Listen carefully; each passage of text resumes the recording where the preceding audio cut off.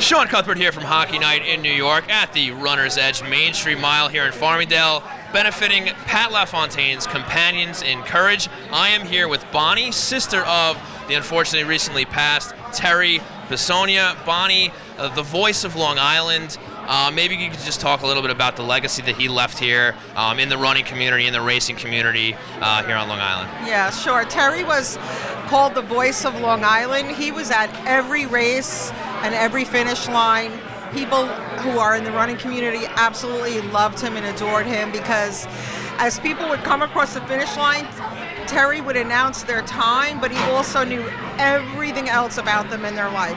If they were getting married, if they were having a baby, if it was their anniversary, if they did 10 minutes better on the run this year than they did last year.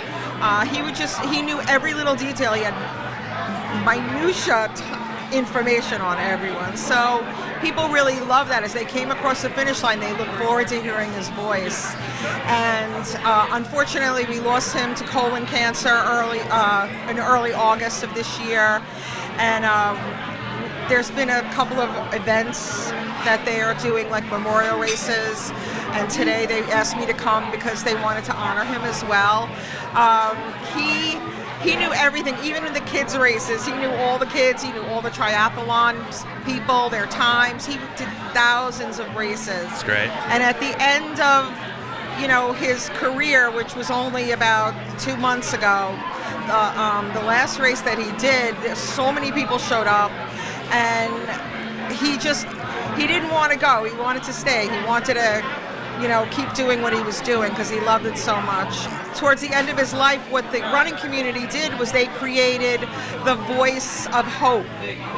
And when Terry was in the hospital, they set up all kinds of laptops and computers, and my daughter was at the hospital with Terry, and I was at his house, and people from the running community put together a race. There was about 500 people there, and they ran past his house.